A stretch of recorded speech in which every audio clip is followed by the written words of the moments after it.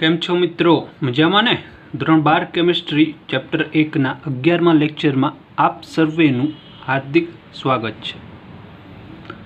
Last 10મા લેક્ચરમાં આપણે સંકુલન ક્ષમતા વિશેનો ટોપિકની ચર્ચા શરૂ કરી હતી, જેમાં આપણે વિવિધ સ્ફટિક બંધારણોમાં પરમાણુઓ દ્વારા જે પેકિંગ ક્ષમતા મતલબ કે જે અવકાશ જગ્યા રોકાય છે એટલે કે સંકુલન ક્ષમતાની ચર્ચા આપણે લાસ્ટ લેક્ચરમાં કરી હતી, જેમાં આપણે આદિમ એકમ કોષ મતલબ કે સાદું બંધારણ, સાદી સ્ફટિક રચના અને એફસીસી એકમ કોષના આધારે એફસીસી, એચસીપી અને સીસીપી સ્ફટિકો બંધારણોના સંકુલન ક્ષમતાની ચર્ચા આપણે લાસ્ટ લેક્ચરમાં કરી હતી.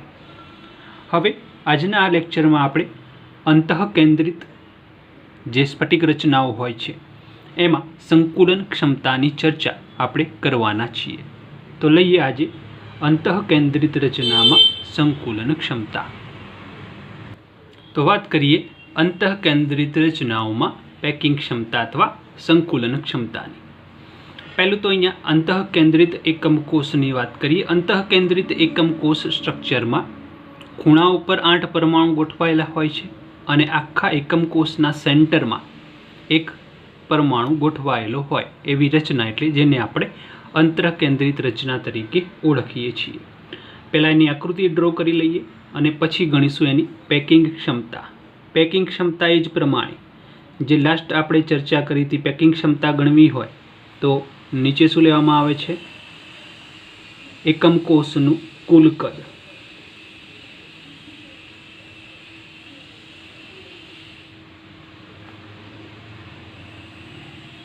અને ઉપર લઈશું પરમાણુઓ દ્વારા રોકાયેલું કદ.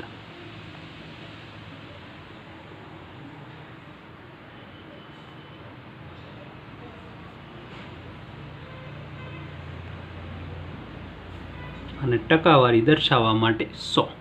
બરાબર. આકૃતિ દોરીએ તો અહીંયા આપણે અંતઃકેન્દ્રિત એકમ કોષનું સ્ટ્રક્ચર દોર્યું છે, જેમાં આપણે ખૂણા પરના પરમાણુ બધા નથી દર્શાવ્યા, ખાલી આપણે જે ગણતરીમાં જરૂર છે સમજવા માટે એટલા જ પરમાણુ અહીંયા દર્શાવ્યા છે. અહીંયા આગળના ખૂણા ઉપર, ઉપરનો જે આગળનો ખૂણો છે ત્યાં એક પરમાણુ છે. અહીંયા નીચેની ધાર ઉપર પાછળના ખૂણા ઉપર આ પરમાણુ ગોઠવેલો છે અને સેન્ટરમાં, આખા સ્ટ્રક્ચરના બોડીના સેન્ટરમાં, મધ્યમાં એક પરમાણુ છે. એટલે આ ઉપરનો પરમાણુ પણ તેને સ્પર્શે છે, પાછળના ખૂણાનો પરમાણુ પણ તેને સ્પર્શે છે, આ બાજુનો ખૂણાનો કે કોઈ પણ ખૂણાના પરમાણુ બધા જ આ બોડી સેન્ટરમાં જે પરમાણુ છે એને સ્પર્શે છે. આ રીતે આખું સ્ટ્રક્ચર ગોઠવાયેલું હોય છે. તો અહીંયા આપણે ગણતરી માટે ખાલી આ 3 પરમાણુને ધ્યાનમાં લીધા છે. હવે આપણે પહેલું તો વાત કરીશું એકમ કોષનું કુલ કદ, જે આગળનામાં આપણે ચર્ચા કરી હતી એ જ પ્રમાણે કે અહીંયા જે આપણે એકમ કોષ લીધો છે, સમઘન એકમ કોષ, અહીંયા આપણે એની ધાર લઈ લઈએ.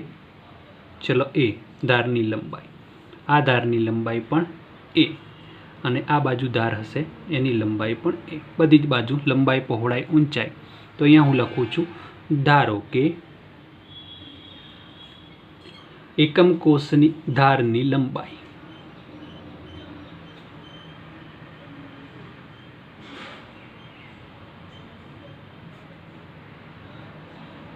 શું લઈશું? એ.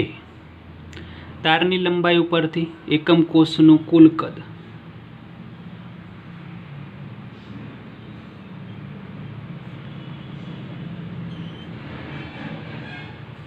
શું લેવાય? લંબાઈ, પહોળાઈ અને ઊંચાઈ. એ ગુણ્યા એ ગુણ્યા એ, એ ઘન. ઓકે. હવે પરમાણુઓની વાત, પરમાણુ દ્વારા રોકાયેલ કદ. તો પહેલું તો ધારો કે પરમાણુની ત્રિજ્યા r લઈ લઈએ. તો એક પરમાણુનું કદ કેટલું થાય? એક ગોળો શું કહેવાય? 4/3 πr ઘન સ્વરૂપે. અહીંયા કયો એકમ કોષ છે? અંતઃકેન્દ્રિત. અંતઃકેન્દ્રિતમાં પરમાણુઓની સંખ્યા કેટલી? એક એકમ કોષમાં પરમાણુ કેટલા ગણાય? ખૂણા પરના જે 8 પરમાણુઓ છે એમનો 1/8 ભાગ અહીંયા ગણાય, એટલે એ બધાનો સરવાળો 1 થાય, એક પરમાણુ. અને સેન્ટરમાં, બોડીની સેન્ટરમાં મધ્યમાં જે પરમાણુ ગોઠવાયેલો છે એ આખો આ એકમ કોષનો છે. એટલે કે ટોટલ આ એકમ કોષમાં કેટલા પરમાણુ છે? 2 પરમાણુ. તો અહીંયા પરમાણુ દ્વારા રોકાયેલ કદ, 2 પરમાણુ દ્વારા રોકાયેલું કદ શું લઈશું? 2 ગુણ્યા 4/3 પાય r ઘન. ઓકે, આટલું તો બધા જ માં જનરલ આપણે દરેકમાં લખીએ છીએ. પરમાણુઓનું કદ અને એકમ કોષનું કુલ કદ જે છે ખાસ એ અને આર વચ્ચેનો જે સંબંધ આપણે અહીંયા તારવવાનો છે એ માટે આપણે ખાસ આ સ્ટ્રક્ચરમાં એ અને આર વચ્ચેનો સંબંધ આપણે તારવવાનો છે. એમાં ખાસ ધ્યાન રાખજો. અહીંયા જુઓ, હું 2 વિકર્ણો લઉં છું.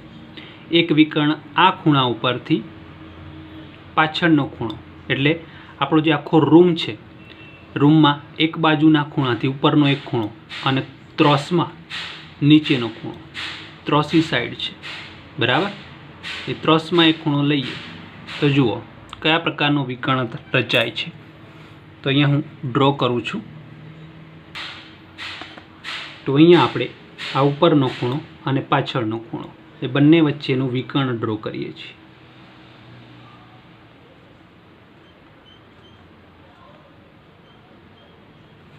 ચાલો, આ પાછળનો વિકર્ણ.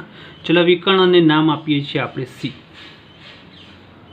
હવે અહીંયા જુઓ, આ ત્રાસમાં ખૂણો અને આ કોઈ ત્રિકોણ, આ 3 વચ્ચે આ બિંદુ અને અહીંથી કોઈ ત્રિકોણ રચાતો નથી. તો આપણે અહીંયા આ બિંદુ અને અહીંયા એમની વચ્ચે એક ત્રિકોણ રચી લઈએ છીએ. અહીંયા હું બીજો એક વિકર્ણ રચી દઉં છું અને હું નામ આપું છું બી. અને હું નામ આપું છું બી. મતલબ કે આપણું જે ભોય તળિયું છે, આપણા રૂમનું તળિયું, તળિયામાં જે ચોકઠું ચોરસ સ્ટાઇલ્સો લગાવેલી હોય એમાં વચ્ચે ક્રોસમાં આપણે વિકર્ણ અહીંયા બનાવ્યું છે, બરાબર? તો ટૂંકમાં અહીંયા એક પ્રકારે આ ત્રિકોણ તૈયાર થઈ જાય, બરાબર? આ ત્રિકોણની જો વાત કરવી હોય તો આ બાજુની લંબાઈ એ છે, આ બાજુની લંબાઈ બી છે અને આ બાજુની લંબાઈ સી છે. ચલો, સી ઉપર તો આપણને ખ્યાલ આવી જશે. સી એટલે આ ત્રિજ્યા, આ ગોળાની ત્રિજ્યા, આ ગોળાની ત્રિજ્યા અને આ ગોળાની, એ ટોટલ 4 ત્રિજ્યાઓ ભેગી કરો એટલી લંબાઈ સી બાજુની છે. આધારની લંબાઈ, વિકર્ણની લંબાઈ કેટલી છે? 4r જેટલી થાય. આકૃતિ પરથી ખ્યાલ આવે. પણ આપણે બીની લંબાઈ શું લઈશું? તો બીની લંબાઈ ગણવા માટે આપણે આ ત્રિકોણને ધ્યાનમાં લઈએ. નીચે ફ્લોરિંગ ઉપર જે આ ત્રિકોણ બને છે, ચલો ત્રિકોણને નામ આપી દઈએ કોઈ પણ, એક્સ વાય ઝેડ. ચલો, એક્સ, વાય અને ઝેડ.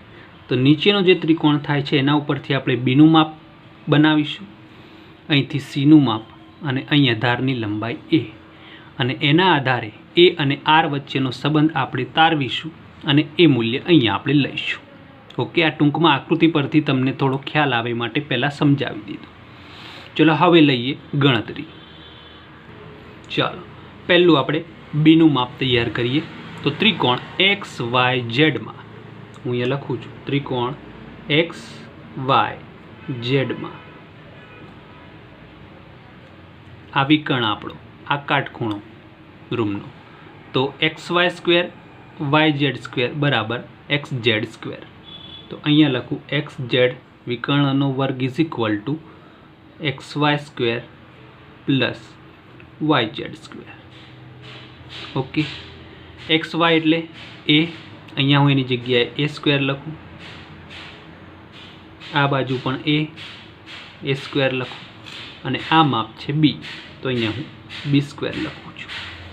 તો અહીંયા થશે B² ઇઝ ઇક્વલ ટુ 2 વખત છે, 2 વખત A².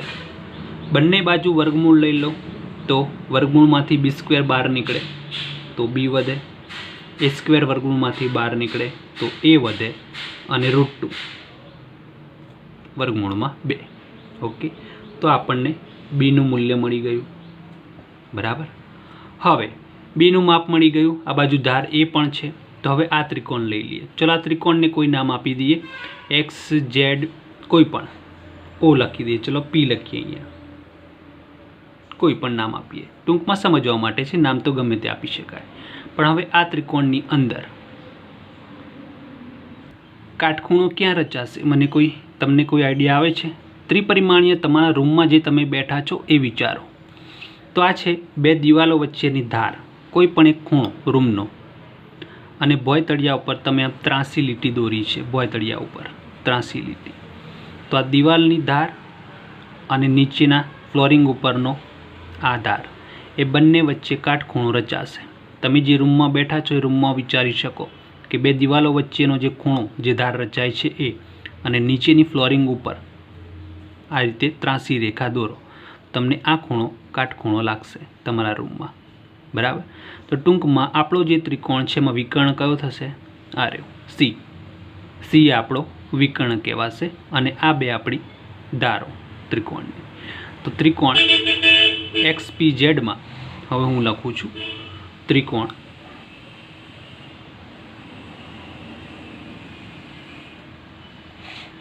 કયો ખૂણો છે? ખૂણો Z કાટખૂણો છે. તો એના આધારે પાયથાગોરસ લખીએ,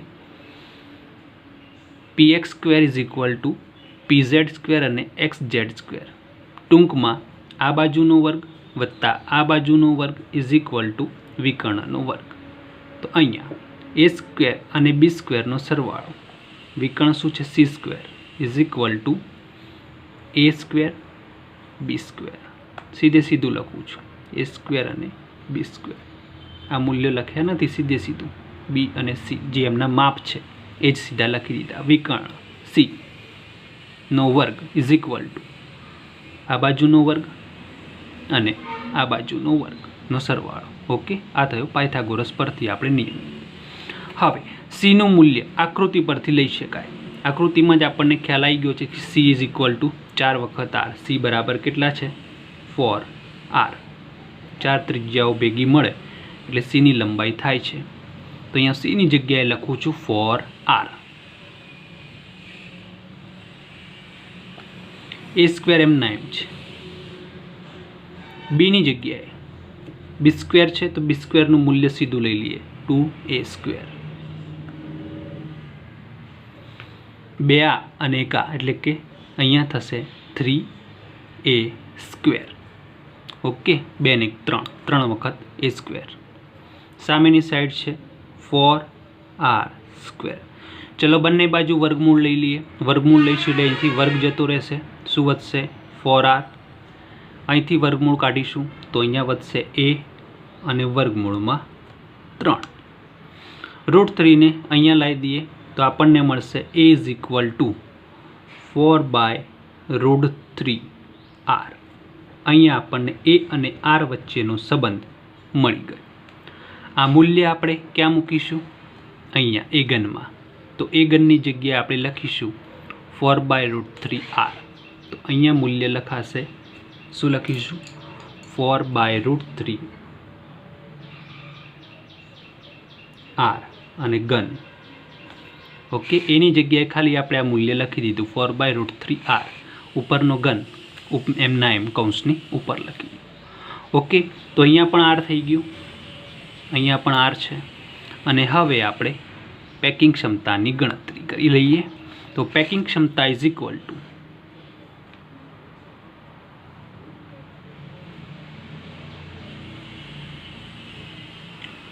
બે પરમાણુ દ્વારા, અહીંયા અંતઃકેન્દ્રિત એકમ કોષ હતો એટલે કે 2 પરમાણુ દ્વારા રોકાયેલ કદ,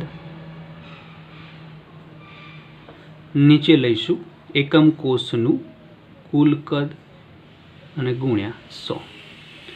ચાલો, 2 પરમાણુ દ્વારા રોકાયેલ કદ 2 × 4/3 πr³. તો અહીંયા લઉં છું 2 × 4/3 πr³. નીચે છે કુલ કદ. તો કુલ કદ માટે અહીંયા જુઓ, કુલ કદ એકમ કોષનું 4/√3r અને એનો ઘન લઈ લઈએ. तो लखीए 4/3 R અને એનો ઘન લઈ લીધો. ઓકે, હવે આપણે કેલ્ક્યુલેશન કરીએ. પહેલાં નીચે જે ઘન છે એ ઘન છૂટો પાડી દઈએ, બંનેને આપી દઈએ. તો કેલ્ક્યુલેશનમાં આપણે લખીશું 2 4/3 પાય R ઘન નીચે 4/√3 નો ઘન અને R નો ઘન 100. ચલો R ઘન અને R ઘન ત્યાંથી ઉડી જશે. આગળ ગણીએ 2 4/3 અહીંયા વધ્યું પાય નીચે 4/√3 3 વખત લઈ લઈએ, મતલબ કે 4 ચોગડો 3 વખત અને એની નીચે √3 3 વખત, એ √3 આપણે ઉપર લઈ લઈએ, √3 √3 √3. ઓકે, નીચે લખવાની જગ્યાએ આપણે ત્યાં ઉપર લખી શકીએ. ચાલો પહેલું તો આ 2 √3 ભેગા કરીએ, 3 થઈ જાય, ઉડી જાય. અહીંથી 4 ઉડી જશે, અહીંથી 2 દુ 4 થશે.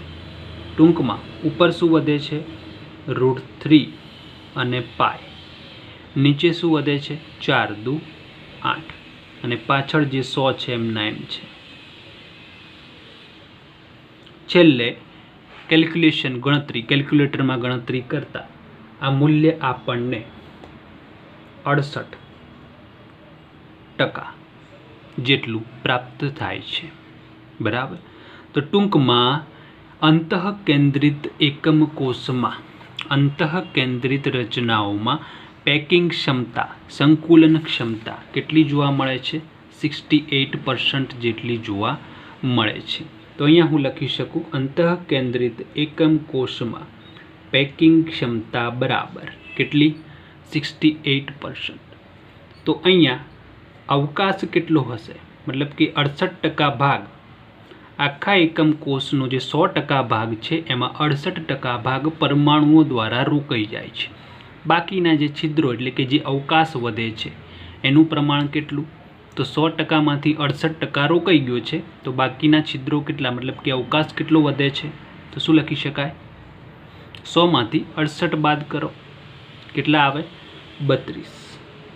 તો 32% જેટલો ભાગ ત્યાં છિદ્રો સ્વરૂપે એટલે કે અવકાશ સ્વરૂપે ત્યાં જોવા મળે છે.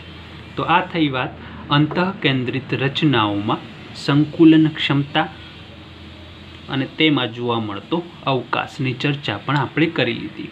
અહીંયા આપણે અવકાશની ચર્ચા એટલા માટે કરી કે MCQ અને બીજા પ્રશ્નોમાં પણ ઘણી વખત જે પ્રશ્નો ટ્વિસ્ટ થાય છે એમાં પ્રશ્ન આવી રીતે પૂછી શકાય. તમને સીધું પૂછે કે અંતઃકેન્દ્રિત એકમ કોષની પેકિંગ ક્ષમતા જણાવો, તો 68%.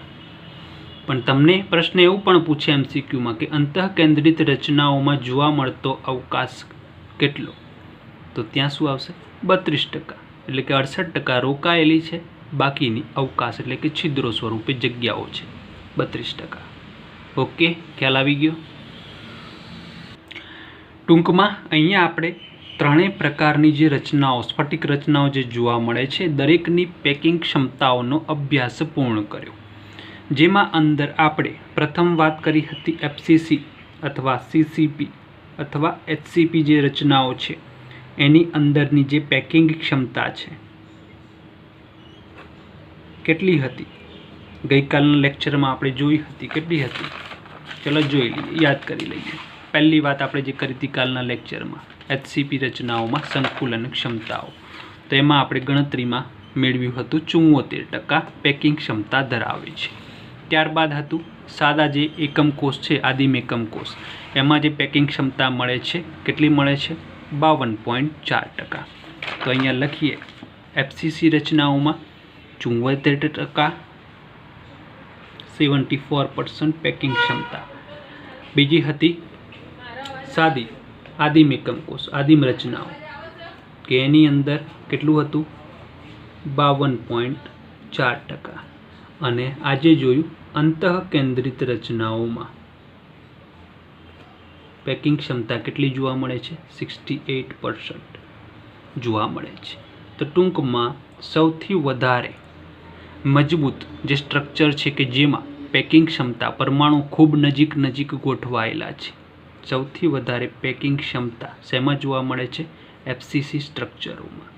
એફસીસી અથવા સીસીપી અથવા એચસીપી સ્ટ્રક્ચરોમાં સૌથી વધુ પેકિંગ ક્ષમતા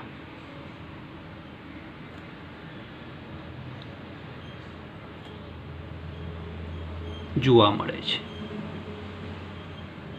આટલું ખાસ આપણે યાદ રાખવાનું છે. ઓકે, અને ખાસ આ ત્રણેયની કેલ્ક્યુલેશનો, ક્ષમતાઓ, પેકિંગ ક્ષમતાઓની ગણતરીઓ પણ ખાસ તૈયાર કરવાની છે.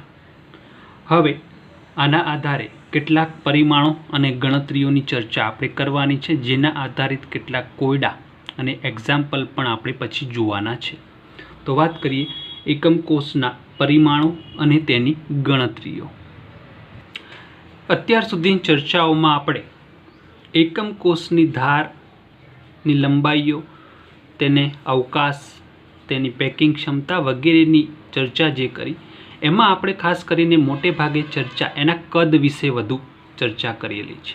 એકમ કોષનું કદ, એમાં પરમાણુઓએ રોકેલું કદ, મતલબ ટૂંકમાં અહીંયા આપણે એકમ કોષના જે પરિમાણો એટલે કે ધારની લંબાઈ કે વિશે જે સમજ્યા, એમાં આપણે એકમ કોષનું કદ ગણી શકીએ છીએ. અત્યાર સુધીની જે ચર્ચા થઈ એકમ કોષના કદની ગણતરી, તે પરિમાણો એટલે કે ધારની લંબાઈ વગેરે પરથી, એવા પરિમાણો ઉપરથી આપણે એકમ કોષના કદની ગણતરી કરી શકીએ છીએ.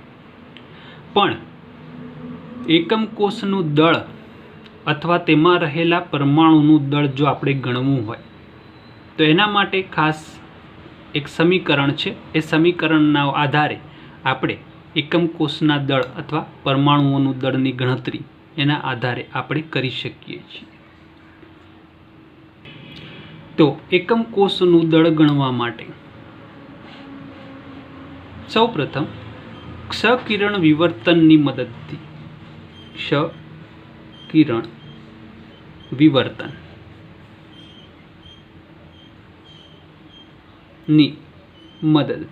ક્ષ-કિરણ વિવર્તનનો જે પ્રયોગ છે આપણે 11માં પણ સમજ્યા હતા. ક્ષ-કિરણ વિવર્તનની મદદથી તે પદાર્થની ઘનતા,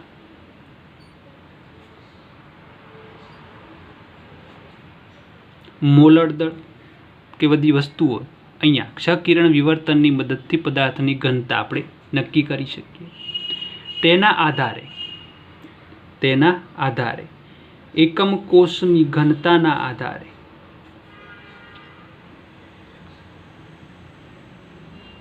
ઘનતા એટલે કે એકમ કોષનું દળ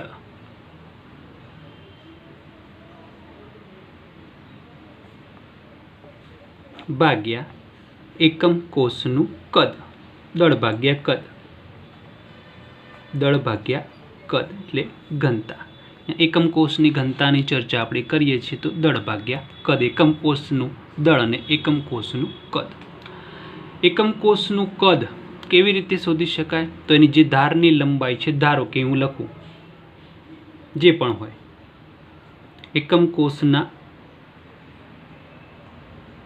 ધારની લંબાઈ એ હોય, જે પણ આવતી હોય, 5, 10, 15 જે પણ આવતી હોય, ટૂંકમાં હાલ એ ધારીએ છીએ. તો એનું કદ શું લખી શકાય? લંબાઈ ગુણ્યા પહોળાઈ ગુણ્યા ઊંચાઈ, એ ઘન તરીકે લખી શકાય. એકમ કોષનું દળ જો દર્શાવવું હોય, એકમ કોષનું દળ તો એ કેવી રીતે દર્શાવી શકાય? તો પહેલા તો એક પરમાણુનું દળ આપણને ખબર હોવી જોઈએ. કોઈ પણ દાખલા તરીકે Fe નું સ્ટ્રક્ચર હોય, Fe એટલે કે આયનનું એકમ આખું સ્ટ્રક્ચર બંધારણ હોય, એના એકમ કોષમાં એક પરમાણુનું દળ, એક Fe પરમાણુનું દળ કેટલું છે? બીજું, એ જે એકમ કોષ છે આખો જે સ્ટ્રક્ચર બનાવે છે Fe નું, FCC હોય એકમ કોષ Fe નું, તો એમાં 4 પરમાણુ હોય એક એકમ કોષમાં. સાદો એકમ કોષ હોય એનો તો અંદર એક જ પરમાણુ ગણાય, અને અંતઃકેન્દ્રિત હોય તો અંદર 2 પરમાણુ ગણાય. તો એના આધારે એકમ કોષનું દળ ગણી શકાય. પહેલું તો આપણને ખબર હોવી જોઈએ એક પરમાણુનું દળ, અને બીજી વસ્તુ એકમ કોષમાં કેટલા પરમાણુ છે એની ગણતરી આપણને ખબર હોવી જોઈએ.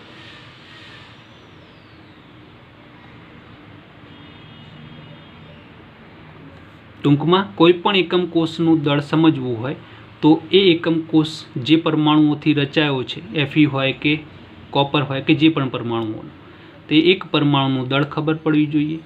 અને સાથે એ એકમ કોષમાં કેટલા પરમાણુ છે, મતલબ કે સાદો એકમ કોષ હોય તો એક જ પરમાણુ હોય, પણ ફેઝ સેન્ટર હોય તો એ એકમ કોષમાં 4 પરમાણુ કહેવાય. તો 4 પરમાણુઓનું દળ આપણે લેવું પડે. આખા એકમ કોષનું દળ ગણવું હોય તો ત્યાં FCC સ્ટ્રક્ચરમાં 4 પરમાણુનું દળ આપણે ગણતરીમાં લેવું પડે. એ ટૂંકમાં એકમ કોષનું દળ બરાબર એક પરમાણુનું દળ અને ગુણ્યા એકમ કોષમાં રહેલા પરમાણુની સંખ્યા. ચલો આ દળને આપણે સ્મોલ m તરીકે લઈએ અને એકમ કોષમાં રહેલા પરમાણુની સંખ્યા એને આપણે Z તરીકે દર્શાવીએ છીએ.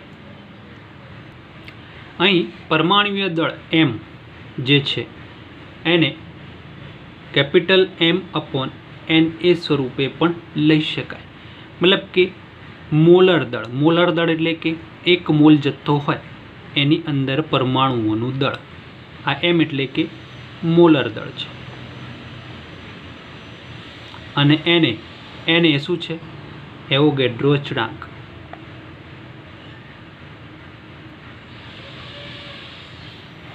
ટૂંકમાં Na શું દર્શાવે છે? 1 મોલમાં રહેલા પરમાણુઓની સંખ્યા, અને મોલર દળ એટલે 1 મોલમાં રહેલા બધા જ પરમાણુઓનું દળ, એટલે કે કુલ દળ, અને 1 મોલની સંખ્યા વડે ભાગીએ તો આપણને 1 પરમાણુનું દળ મળી જાય.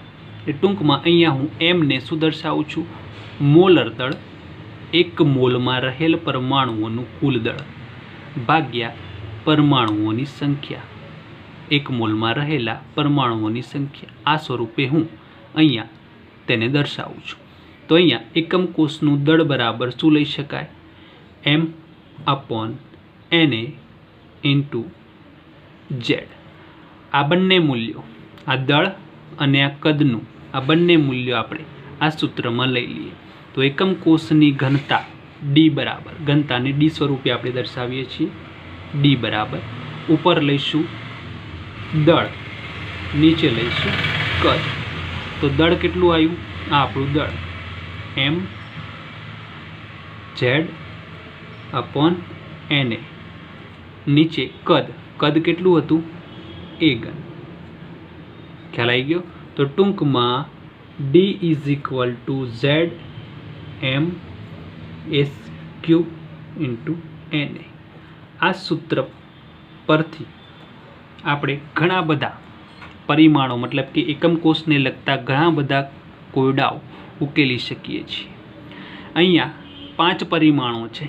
એક છે ઘનતા, એક Z એટલે કે એકમ કોષમાં રહેલા પરમાણુઓની સંખ્યા, M એટલે કે મોલર દળ, Na એટલે કે એવોગેડ્રો અંક, અને A એટલે કે ધારની લંબાઈ. 5 પરિમાણો પરથી આપણે ઘણા બધા એક્ઝામ્પલ આગળ ગણવાના છે.